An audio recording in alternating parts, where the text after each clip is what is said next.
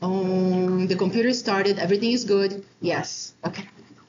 And yeah, I know it's Friday, and I don't even feel bad for getting here a few minutes late because I don't give you guys a break in the middle of the class. So just go like one straight run, right? Okay, so here, finally, lecture 13. We're going to wrap up on repair and recombination.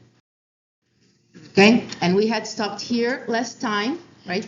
And actually, one of your classmates came to my office hours yesterday. Usually my office hours are kind of lonely, but it's good. I work on stuff I have to do. But anyway, if you guys want to show up for office hours, I always have chocolate.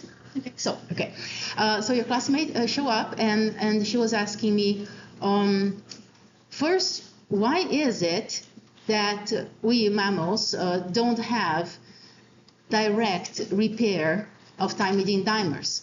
Remember those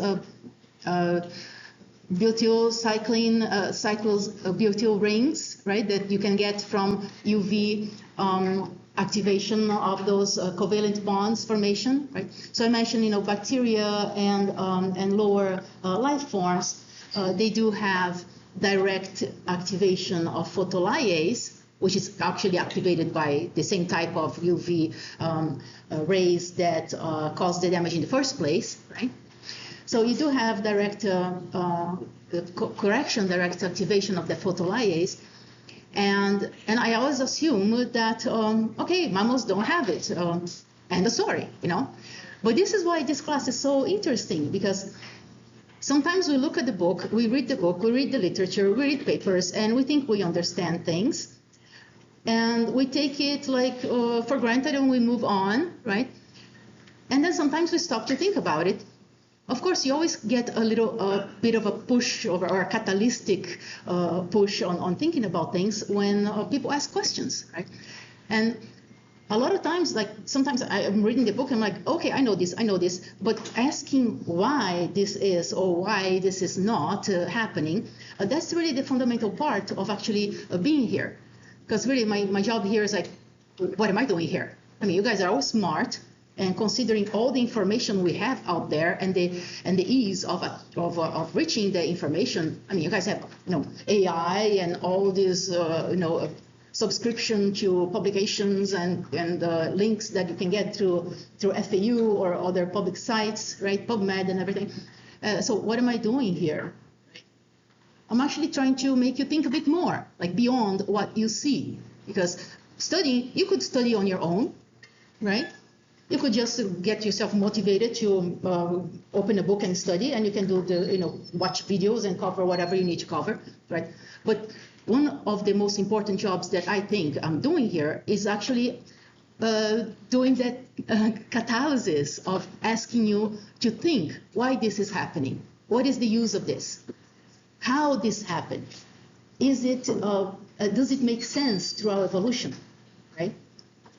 So one question that was asked was, was why is it we don't have photolyase? And then I stopped to think about it. The first thing that came to my mind when I was reasoning out the answer, because a lot of times I don't like to answer just so I don't know, I never thought about it. So I was thinking about it. I was reasoning out the answers, right? And I'm thinking, okay, we multicellular organisms have a lot of layers on the skin, for example, that are layers that are shielding the live cells. This top surface of your skin is these dead cells that you shed like every day, right? So one reason why you wouldn't have photolyase would be because it would be very difficult for light rays to penetrate all these different layers of cells to activate the photolyase. So that makes sense in my head. But then I stopped to think, like I'm driving home, I'm like, wait a minute. If you have all these protective layers, how is it that UV light reached the live cell in the first place to cause the DNA damage? So that answer kind of like bugged my head. So then, one of those things that you can't stop thinking about it. So I went up and actually went to look up the answer. Why is it we don't have photolyase? It happens that the gene got deleted for mammals. The gene is present in some, lower life forms. Some plants have it, and plants are multicellular organisms. They are eukaryotes. Some fungi have it. And I'm like, okay, how is it we lost it? Then I read one stretch, one passage that said, at some point in evolution, mammals tended to be nocturnal. He said, oh, light bulb. I could actually see the light bulb shining in my head. Light bulb, if we went through a stage in evolution in which we were nocturnal, there was no use for photolyase because there was no light ray to activate photolyase. So whenever our ancient ancestors lost the gene, they survived just fine. And then everybody else kept without the gene being activated, without getting the gene back. So that was another very feasible explanation of why we don't have photolyase. But then one mechanism that we use, as I mentioned before, you have several redundant mechanisms of DNA repair because it's so important to repair the DNA. So sometimes if one mechanism doesn't work well, another mechanism is able to pick up that function and keep you alive. Okay, so you have some redundancy. And the redundancy on picking up the function of photolyase is actually nucleotide excision repair, or here in this case, base excision repair. Okay, so nucleotide, you cut out a whole chunk. When you do base excision repair, a base is a very small piece that you're going to excise at first. So we stopped here last time. So here we have base excision repair. That is beer, not with beer, right? Although it is Friday and beer would be nice. Okay, so base excision repair. So what happens here when you get damage to a nucleotide? Okay, so here base excision repair has to do with not bulky corrections. So with the bulky corrections, you're going to do nucleotide excision repair. Okay. Bulky is nucleotide. Base excision repair is for small base damage. Okay. So what kind of base damage are we counting here? What kind of base damage is implied here? When I say base damage, what do you think about? Okay, people in the back, I want to use the slingshot. All right, you can cheat. You can ask your friends. Base damage. What are some? Yeah.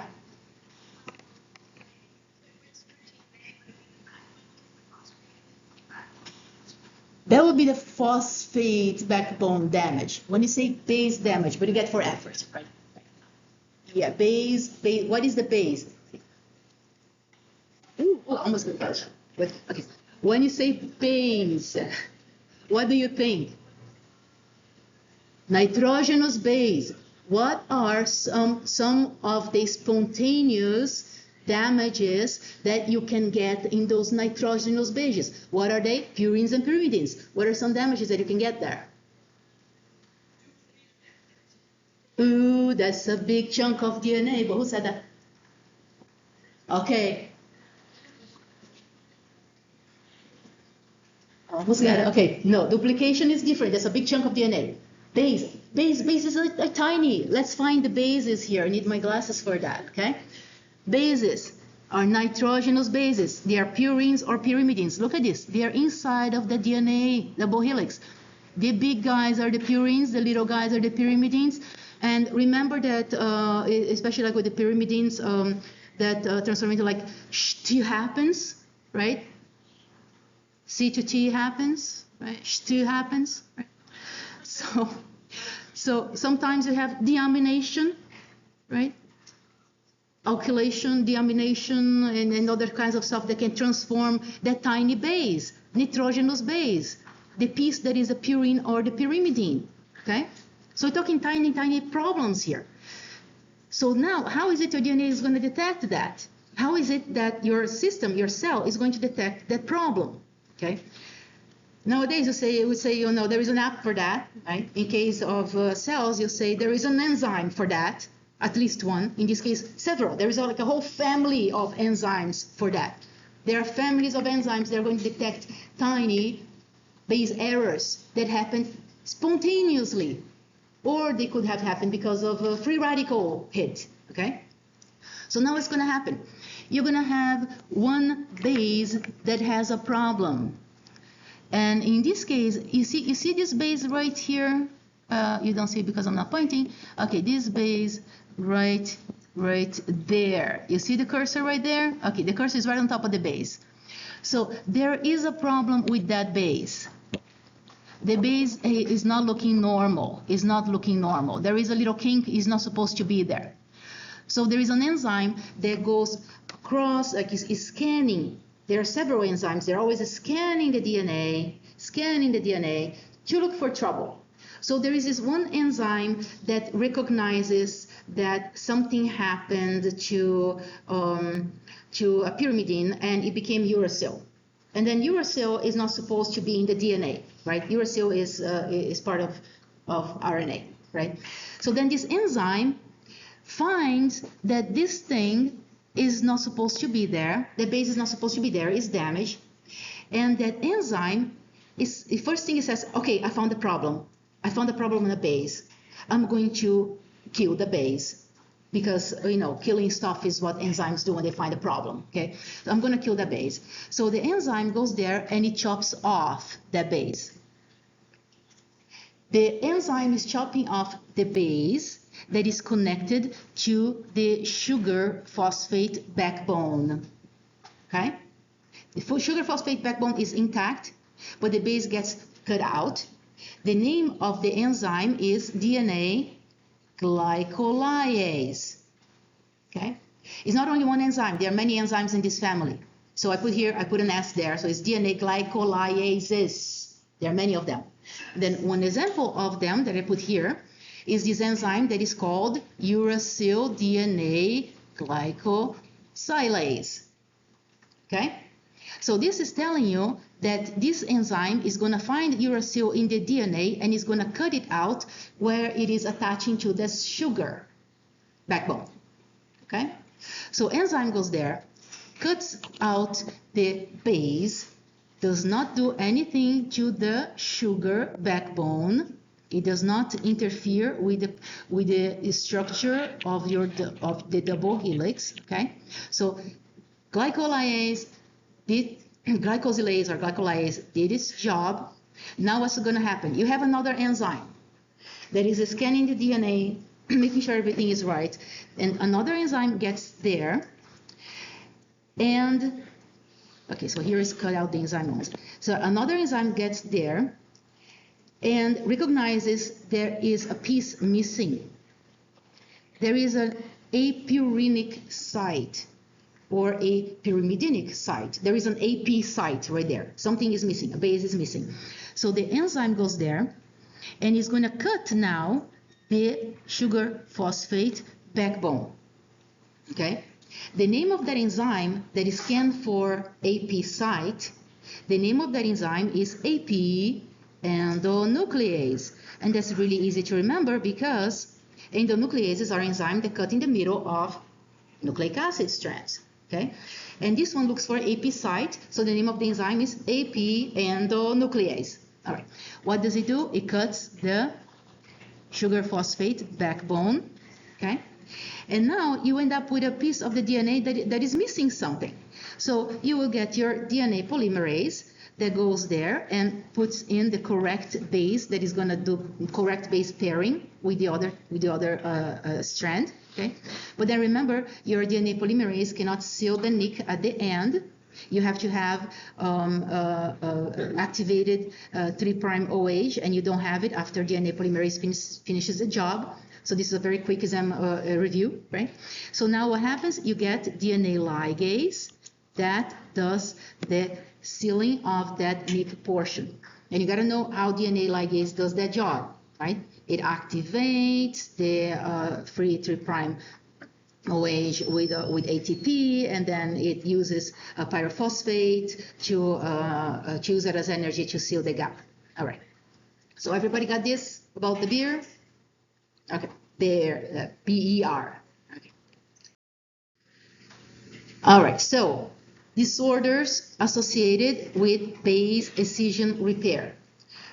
Actually, I deleted most of the slide here because I wanted to make things simple.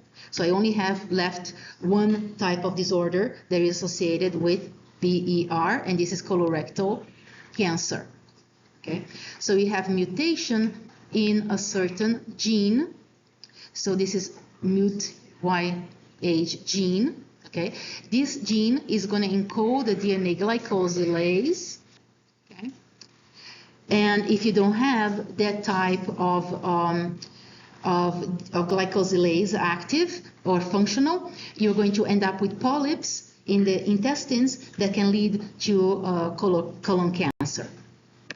Okay, so I only left that disease. Okay. All right. So we look here at this nucleotide excision repair. Okay. And we look here at base excision repair. We just check this base excision repair. So let me see now. We are going to go into more details on mechanisms of those repairs, and then we're going to get to single strand repair, and then we're going to get to single strand and then double strand repair. All right. So here there's another type of damage. This damage is called mismatch repair. So in this case, you have some distortion in your DNA double helix. Okay. You have a wrong base that got put in there and is not matching properly with the other base. So you could have two purines that make DNA bulky, or you could have two pyrimidines that are going to make the helix skinny. Okay. So now you have to correct that mistake. So you have a mismatch. You got to correct the mismatch. One example here is G to T type of mismatch. So you look at the bases and say, okay, both G and T, they belong in DNA. Okay, you don't have U here, so you're not going to do base excision repair. And now you're going to decide which one are you going to correct. One of them is wrong. So in order to decide which one is wrong, the system here has to have some clues.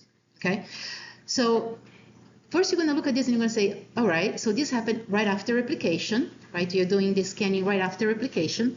So you have to figure out which one is the strand that you just made, because most likely the error is present in, at this strand that was just synthesized. Let's say DNA polymerase made a mistake and it did not care to go back and correct its mistake, right? So the mistake stayed there. DNA polymerase kept on going, okay? So now you have this system that says, all right, let's see which one is the new strand, which one is the old strand, and we're going to correct the new strand, okay? So this goes with other analogies, like for example, at a workplace when you get a new job, okay? So let's say you went to your office. I like to always use this type of analogy, right? So you went to your office, you started working. Let's say you're the new secretary at a particular place, right? And it's early in the morning, and you go get some coffee, and somebody burned the coffee maker.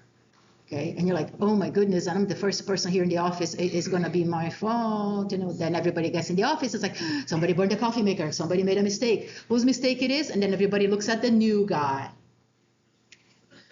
Yeah, right? You don't have a lot of experience in there for a long time. You just started. It must be your mistake. Okay, same thing with the DNA. You look at the new guy. And most likely it's a problem with the new guy. It's a new strand that just got made. Okay, so how are we going to identify the new strand? Well, as you're synthesizing the DNA with the DNA polymerase, the new strand did not have time to be properly processed. Because remember, when you are making the synthesis to go through cell division, you have epigenetic signals that need to be incorporated into the DNA. You have epigenetic signals that get incorporated into your histones, right? But in this case here, you're really looking at the DNA. So DNA can also be methylated, the same way the histones got methylated. Okay, so in the DNA, you're going to have some places that you have a lot of cytosines, and those cytosines can get methylated. So you call those places CpG islands. Okay, so cytosine bind to guanine. So you call those places like CpG islands. Those get methylated. And methylation at those sites usually means that you're going to downregulate gene function. Okay? So this is an epigenetic modification.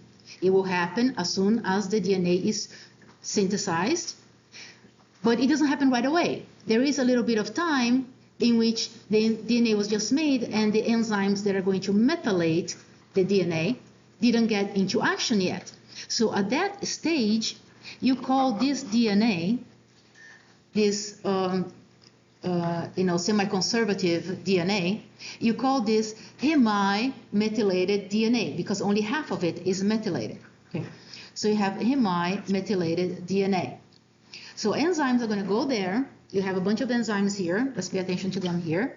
You have mut-L, mut-S, mut-H. Those three enzymes will get in there. You're going to see how they work. Okay, they're going to get in there. They're going to recognize which strand is the new strand. You're going to cut parts of the new strand that are actually a bit far away from the site of mutation, of mistake. Okay, you're going to cut it out. You're going to use enzymes to cut them out. Okay, some exonucleases, or actually it should be endonucleases. And here you are going to have a part of the DNA that is without the new strand. And after that happens, you're going to have your DNA polymerase, in this case bacteria, so DNA polymerase 3, that is going to get in there and make a new strand of DNA, and then the same story is repeated with the replication of the DNA. So now we're going to see, this is the overall process, okay? So you have enzymes that recognize the site, will cleave the new strand, and then polymerase is going to finish that. Okay, so let's see if it now works. So now you have mut-S that gets in there and scans the DNA by itself, right? It's scanning the DNA, going all along, and then it is going to find the problem here, okay? It's going to find the problem. It found a G bound to T. Okay, found the G bound to T. Now, it found the problem. It is going to call on some friends because it cannot just fix the problem by itself, right? If it could just chop DNA by itself, when it's scanning the DNA, it could do chopping on the way or in places that it's not supposed to. Okay, so it calls on its friend, and that guy is mut-L. Okay, so here found the problem, dimerizes mut-L, and this complex here is going to call on another guy that is called mut-H, right here. Okay, so mut-H is going to interact with a CpG island that is methylated, because mut-H is going to have an important job on deciding which strand is going to be cut out, is going to be degraded, right? Okay, so now let's see what happens here. You have the interaction of the dimer that comes here. This is a heterodimer, different proteins, right? Mut-S and mut-L. And then mut-H found the methylated site, okay? Mut-H also happens to be a helicase, okay?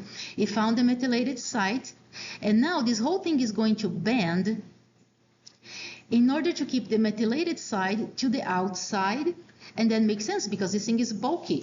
If you're going to bend something and something is bulky, it's not going to bend really well, okay? So you're going to bend something that has more space that is going to allow bending on this side and is going to allow interaction of these molecules without bulky thing in the middle. So the methyl group stays to the outside. The old strand is right there on the outside of this bent thing, okay? So what you do here, you have the mut-S, mut-L, mut-H. So here, mut-S is important for bending the DNA. So it's not like you not bending the S is doing the bending, you know what I mean, kind of thing. Okay, so bending, S bend. So now what happens? When you have the proper orientation, old is right there, new is on the inside. Which one is going to get degraded? Which strand is going to get degraded? Who said that? The new one? Oh, you said that. I'll try this, okay? Okay, ready? Everybody else is awake? I don't want to protect your eyes. Oops, wrong target. I have not practiced for quite some time. It's going to take me a little time. So, all right, mut-S. Another rule, you don't get 2 chocolates in one day. All right. The new one gets degraded. Look at this. New one got degraded. Chop, chop, chop, chop, chop. Here.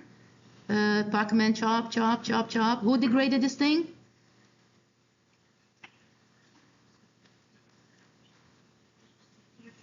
Nucleases. Okay, so since you have a little cut over there, mutage did the cut, nucleases actually exonucleases are going to get to the end of that strap over there, and it's going to cut. All right, and then after you do the cutting, you're going to have DNA polymerase that is going to go there and finish the job, and DNA ligase. Everybody got this mechanism? Okay. All right. All right. Huh? Nicks fills the nick, joins that nick. You remember when you have Okazaki fragments? And then ligase is very important at finishing up the job after RNA got kicked out and DNA got put in. Yeah, it's the same thing. Connects the nick. Okay? All right. So now we're going to go into this other problem that is a breakage on the DNA strand. All right. By the way, you can also get a chocolate thrown in your head in case you're talking. And I see you talk. Okay, so what happens here? When you have a double strand break, look at this. This is double strand break on the DNA. You have a problem. Because if you don't fix the double strand break, your cell most likely is going to die. Okay? So you got to fix the problem. There are two ways of fixing the problem. One way is very effective. The other way is just like putting crazy glue and trying to fix it up in an emergency situation. So this is the way that is effective. So first, let's think here. When is it you're going to have replication? Okay, when is it you have DNA replication? Just before cell division. So your DNA replicates, and you're going to have the chromosome with two sister chromatids, right? So in this case, one of them got a double strand break right here. But the other sister chromatid did not get a double strand break. The other sister chromatid is just fine, okay? So here I have the, I'm like the DNA, sister chromatids, and what is the name of that middle part of the DNA that connects the two chromatids? Huh? Centriole? Is that it? My mind just went blank now. It's Friday. Centromere. Yeah. Okay, so the whole body is the centromere. I got sister chromatids like that. So one sister chromatid got usually this one, gets the arm cut off, the hand cut off. It's like, I need my sister. Okay. It's close to Halloween, right? So, sister, help me. There we go. So this part is when you get this type of fixing up the double strand using your sister chromatid. The formal name of it is homologous recombination. Using a sister chromatid to do the repair. Homologous recombination repair. Okay? So when you do homologous recombination, you're going to use, of course, different enzymes, different proteins. You have to remember the enzymes that do the recombination thing. So thank goodness these enzymes start with REC for recombination. So you have these enzymes, REC, BCD, they get in there and they're going to recognize the double strand, and they are going to partially degrade the strand that has the problem. Okay, you're going to make this overhang type of degradation. Okay, and then it's going to find the sister chromatid and insert that hanging strand to do base pairing with a template of the sister chromatid. So at this point, you're going to have invasion of this hanging strand into the sister chromatid that is good. So invasion from both sides. And this is what you call the D loop. When you have this DNA invasion of the sister chromatid that is good, you call that thing the D loop. Now, after this, you're going to have cleavage of the site that is in the middle, and you're going to have DNA polymerization and ligation, just like you had with the other systems. okay? So this is a very similar process that you have when you have recombination in gamete cells. Right, so same type of mechanism. Right, so what is important to know here? Recombination enzymes, REC-A. So that's good, thank goodness that's the first one here, okay? First you have BCD, recognizes the break. Now BCD is going to do the overhangs. Then you're going to have REC-A that is going to bind to the single-stranded DNA parts. REC-A is going to help with the invasion, okay? Inform the D-loop. And once you have the D-loop formed, you're going to have other enzymes that are going to allow the matching and do the cutting of the pieces that are connecting the two DNA strands.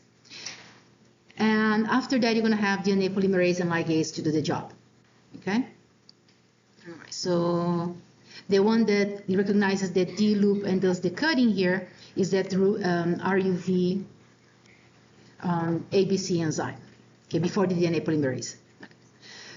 One disease that is associated with this type of mechanism repair defect, okay, in case you have defect of this repair, is breast cancer. Okay, so we have genes that are breast cancer 1 and breast cancer 2, and when those enzymes do not do their proper job, you can develop breast cancer.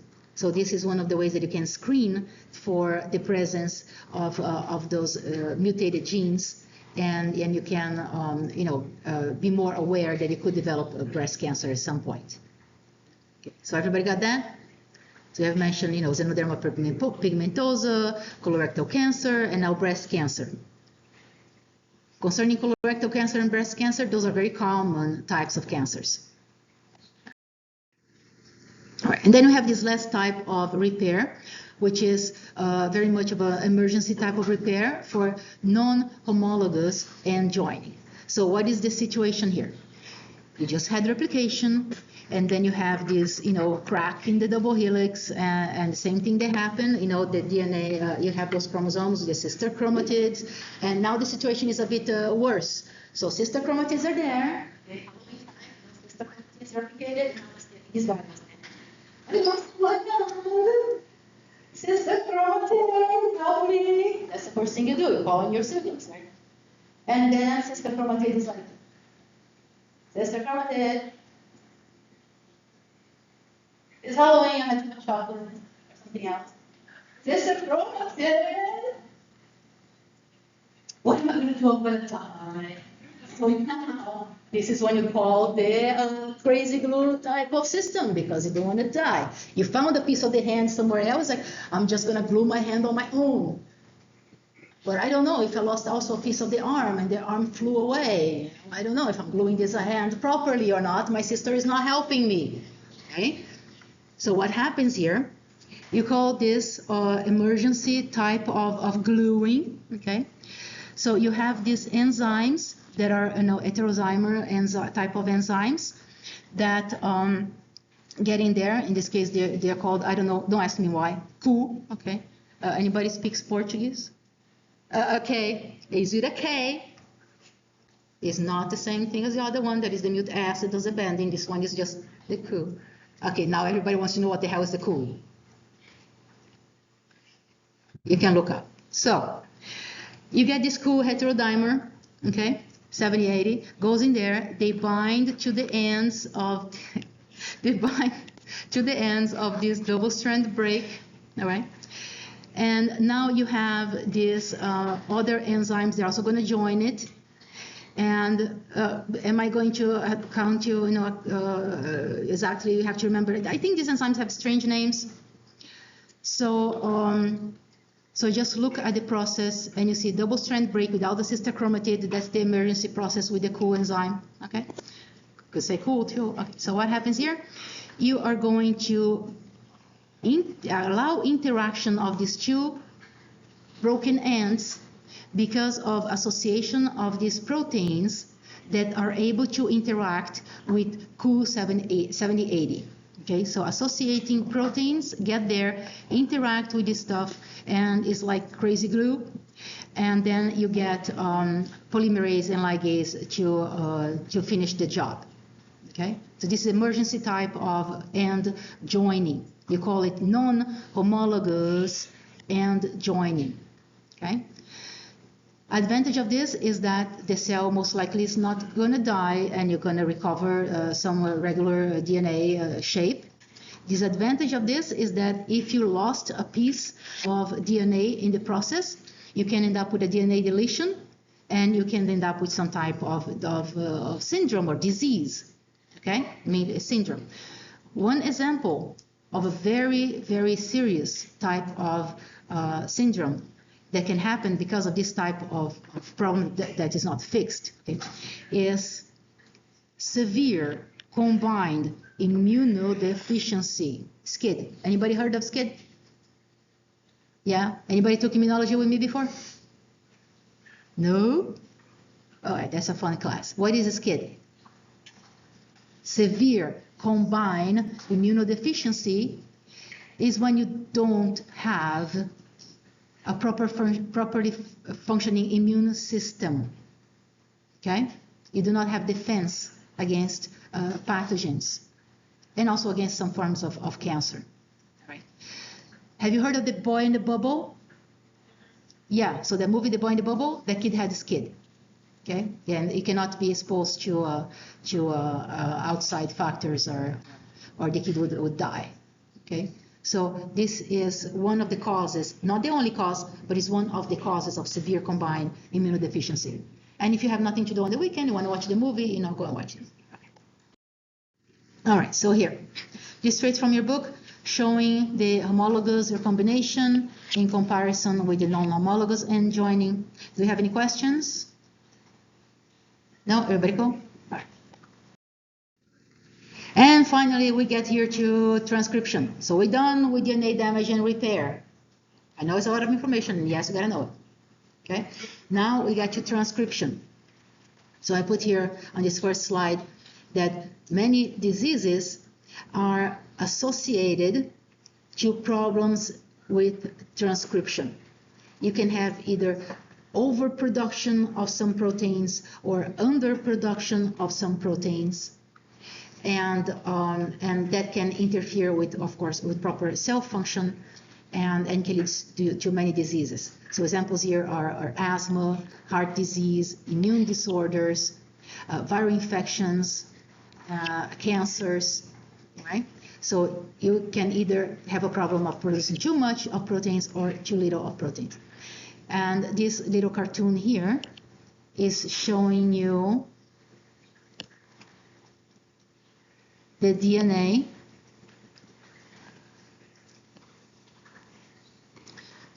that is at a gene site that is being opened up by this guy here that happens to be RNA polymerase 2, okay? And the bubble is like right by RNA polymerase 2. So it transcribes the DNA into RNA, okay? So you gotta know the difference between replication and transcription, okay? So here you're gonna make RNA out of DNA. RNA is gonna get processed and then exported to the cytoplasm. In the cytoplasm, it's gonna join here with your ribosome, and you're gonna make the protein out of that ribosome. So there's a lot that is going on here. Transcription is going on. This guy here is watching out for RNA that was not properly processed in the nucleus. So this guy can degrade RNA that has a problem. Now, in case RNA is properly processed, see the poly A tail right there? Okay, this guy didn't have poly A tail, got degraded. The other guy has a poly A tail, gets outside, and gets properly expressed. Okay, so a lot going on here. Let's go through different stages of how transcription and then translation is going to happen. All right. So all cells will have to do transcription in order to get proteins, because remember the central dogma, you go from DNA to RNA to protein. Okay. So when you look at your prokaryotic cell, you're going to have transcription happening. Look at eukaryotes, you're going to have transcription happening. But now look at this. When you compare your prokaryotic system with your eukaryotic system, you'll see here that you still need to control your transcription, but with your prokaryotes, you don't really have that much space to do a lot of control for this gene expression. So you have your gene here, you do your transcription, and right away you do the translation. And actually, this is not a very accurate depiction, because when you do the transcription, like right away you do the translation. So here you have what is called coupled transcription and translation that goes on in prokaryotes, because everything goes on in this same type of environment, right? So there are very few points in which you can control how much of the protein you're going to make. When you compare here with your eukaryotic system, you have a lot more option for control. You have control of transcription, you have control of RNA processing, then you have control of export, and then once you get to the cytoplasm, you have control of how much of this you're going to make in controlling translation, and then you're going to control how long the mRNA is going to live. You can have fast turnover or slow turnover. So basically, the control of this transcription and translation in eukaryotes is going to be a lot more sophisticated. Okay. All right. So here, what is saying here? In transcription, you're going to have to make messenger RNA, and then you're going to do your translation to your protein, right? When you do RNA editing, you actually have to have time and space to do that editing. So that mainly happens with eukaryotes. When you look at prokaryotes, you're not going to have time or enough space to do editing of the RNA. So RNA editing is basically non-existent for prokaryotes. Bless you. All right. So RNA editing doesn't happen in prokaryotes. Okay. So then here with translation is going to be in the cytoplasm. So here, when you look at genes, right? So here we have concepts of genes. What is it you're going to find in a gene? You're going to find an area of your chromosome that you're going to use, in this case, to express a protein. Okay. So you have codons in the gene. You have some pieces of the genes that get expressed. So those are your exons. You have pieces of your gene that are not expressed, and those are your introns. And this is relevant to eukaryotic cells, because with eukaryotes you can do processing of your RNA. Prokaryotes, you have only exons. You don't have space for introns. So everything gets translated in the mRNA of your prokaryotes. Okay. So what you're going to find here, you're going to have an area that you're going to have indication that transcription is going to start. So that's going to be a promoter region. Then you're going to have your RNA, messenger RNA coding sequence, and then at the end you're going to have an area that is going to have a sequence that is going to tell your RNA polymerase to stop transcribing. So you're going to have a termination sequence. Okay. So get ready, they're coming. All right. So here, the types of introns that will get processed for your eukaryotic DNA.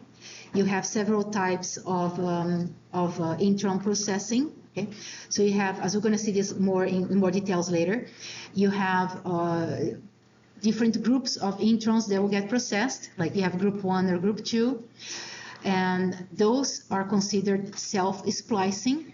So the RNA itself, is going to have a piece of exon and intron in the middle. Those are the intruders, so you have to be cut out, and you have more exons.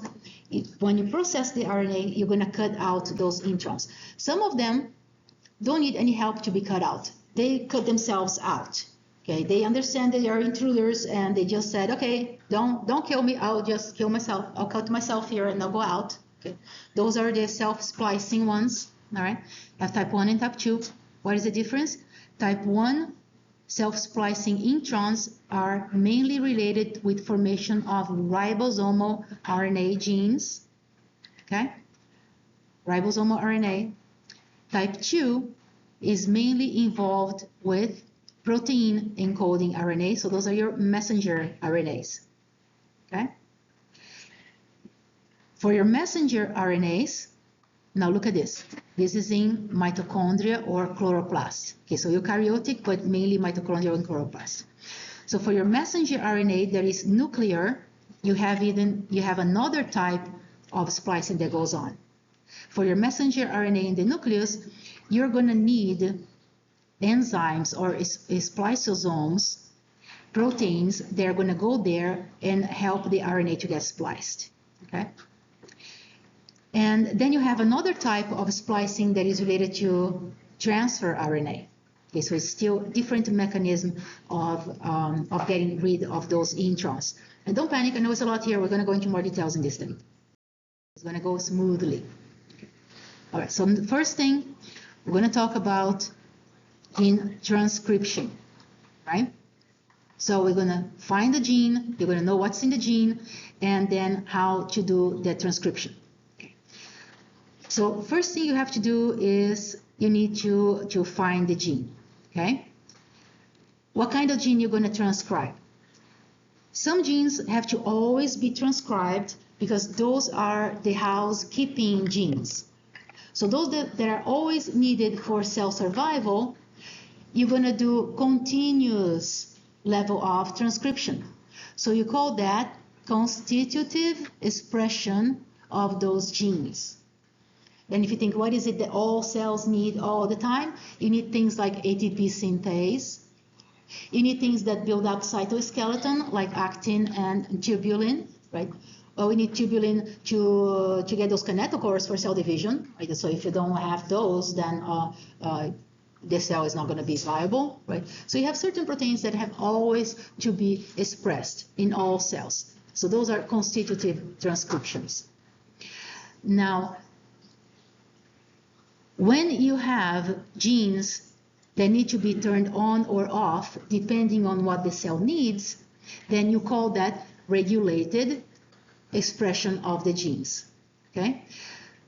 So those regulated gene expressions, they are going to depend on certain transcription factors. So here, talking in general, and we're going to, of course, start talking about prokaryotes first, talking in general, you're going to have prokaryotes that are going to depend on certain signals that serve as transcription factors. If the signals are not there, then the genes are not going to be transcribed. Okay? So let's see what happens here. Here I have this picture showing this type of signals that you can get to upregulate gene expression. In this case here, let's say you have a signal that is outside of the cell. So you have a signal, let's say signal peptide, that gets into proximity to a receptor of the cell. So here, first thing you have to have is a receptor for the signal. If the cell doesn't have a receptor, you cannot get the signal. Okay, so no receptor, no signal coming from outside. You're not going to get it. Okay. If you have the receptor, you're going to bind to the receptor. You're going to send a signal to the inside of the cell.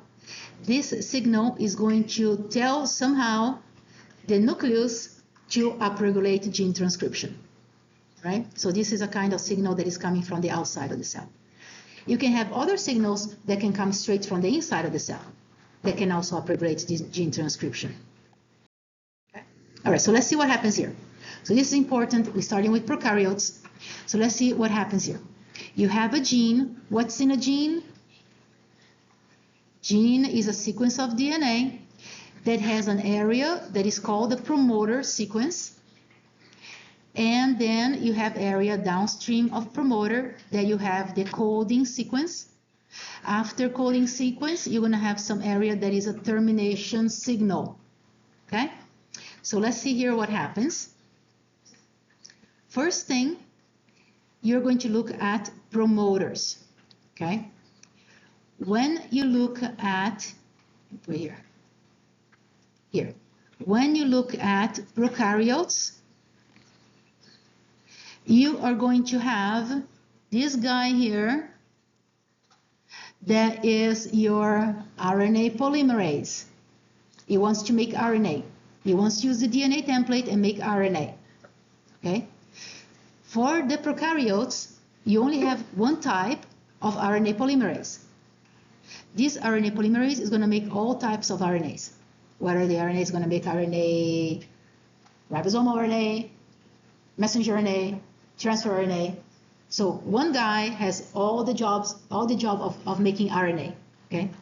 In order to make the RNA, this guy here has to find the promoter. One question that I like to ask is, where is the promoter? Well, it has to be before the gene. So the promoter is upstream, and the gene is downstream.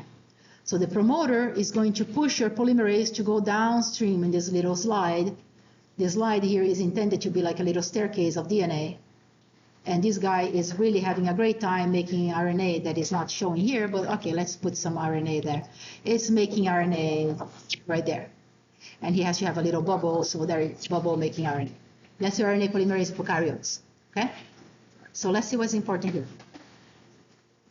Your RNA polymerase is going to identify the promoter.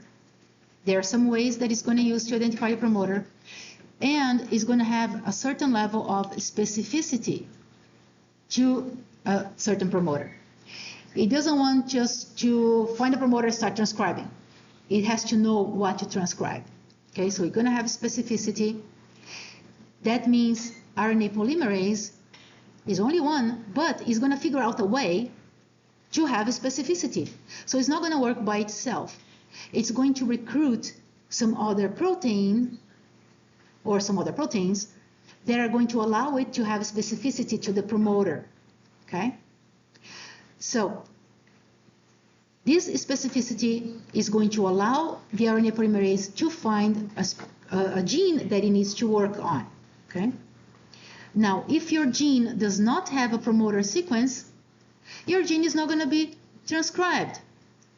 So you can imagine that if you have some DNA mutation that you lose your promoter, gets cut off somewhere, then you lost the gene because the gene becomes useless. Okay? On the other hand, if you have some other mutation and you got promoters that got shifted from another site into this site here, close to a gene that is not supposed to be transcribed all the time, now you're going to have a different problem. You're going to have overexpression of a gene that should not be expressed in the first place all the time. Okay. So this is another mechanism that can lead to cancers, right? Or to deficiency of some type of proteins. All right, so let's see more details here. Finally, you got 1 point here. So let's make sure here that you get your iClicker.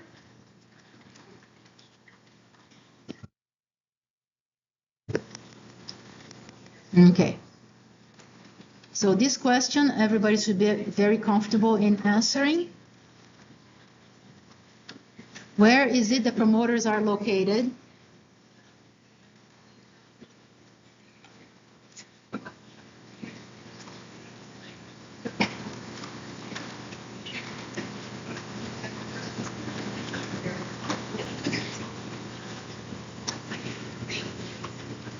You can always draw your gene and figure out what it's saying. Okay, 5 seconds. Anybody need more time? Everybody's good? Oh, you need more time? Okay. Put in your answers. Okay, if you answer D, change your mind.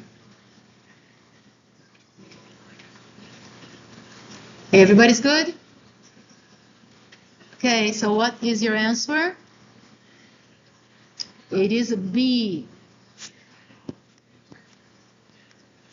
Okay, so your promoters are upstream of your transcription. All right, so now, mechanism. Okay. In case you didn't notice, I did put a battery in that clock because it was driving me crazy. Every time I looked there, it was always the same time. Like, okay, fine. So you can check the time. So here, very important mechanism, prokaryotic transcription, okay? What is in the promoter? You're going to have some sequences in the DNA. Those are called consensus sequences. And they're very important because they appear in all life forms. They are evolutionarily conserved. So you're talking like from bacteria to humans. You have certain DNA sequences that are very important for promoters, okay? And they are very, very important for starting to transcribing the gene, the transcription of the gene, okay? Now, when you look at prokaryotic promoters, they mainly have two of these consensus sequences of DNA. One of them is called Tata box. Okay, if you look at the sequence of the Tata, it has a lot of more A's. It's more like a, okay, here, I see here. Where is your Tata? This is a good Tata right here.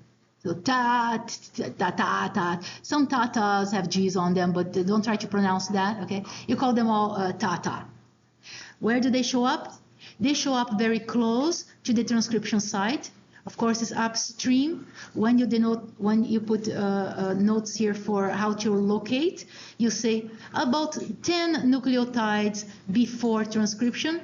So you say -10 or -10 nucleotides before start of transcription. That would be 0. And then here, so start of transcription is 0. And then when you go forward, you go +1, +2 nucleotides, etc. So if you go this way, you go to the negative side. That is your upstream. If you go the other way, you go to the positive side. Okay. So Tata comes around -10. When you talk about prokaryotes, you also call that a Pribnow box. Okay. All right. Where you find it? Around 10 to 15 nucleotides before start of transcription. Besides that one, you have another sequence of nucleotides, and this one is called Titigaka. Okay, this Titigaka shows up at way before your Tata box, so around -35 or so. Okay, and the space is really variable, but first you're going to find Tata, then you go further upstream, you find this guy, Titigaka, and then another one is going to show up, and here is not showing the cat, but it's also upstream. All right. Now, what is going to happen here? DNA polymerase, sorry, RNA, talking RNA now, right? RNA polymerase, the guy that is going to do transcription, is going to make RNA, is going to find the promoter and make contact with the DNA. By itself, RNA polymerase in prokaryotes is going to sit in the DNA and start doing the job. Okay? This is one important difference between prokaryote and eukaryote transcription. Okay? So let's see what happens here. What is the trick? This part is important. I'm going to look for people who are chatting. This is important. Mechanism, right? You have your RNA polymerase that is going to do all the transcription for all types of RNA. So you have here a core enzyme. The core enzyme is made up of alpha and beta subunits. You have 2 alpha, 1 beta prime. That's your core enzyme. It's not the whole thing. It's a core enzyme, okay? So what is happening here? This beta and alpha subunits, they are making the core enzyme. Now this guy here, the sigma factor, this guy right there is very important for recognition of your promoter. So the sigma factor is going to be specific for the gene that needs to be transcribed. That means the sigma factor is not only one thing. There are many sigma factors in the bacteria. Okay, so the sigma factor is the one that is going to recognize the gene and tell the core protein to do its job. So we have one factor, let's say here, for example, sigma, the way to distinguish them is by putting different numbers on them. So here, like sigma 70, for example, is going to do general transcription. If you have another one, sigma here, for example, 54, is going to be activate or is going to come into action when your bacteria is kind of like starving and it needs to use some different forms of nutrients, of energy sources So depending on what the cell needs, you're going to have different sigma factors that are going to get together with your core enzyme and find the bottle and do the transcription. Okay, so this is why this sigma guy here has a little crown. He is the king. Okay, what is the analogy here? Well, you can have two analogies. One of them is that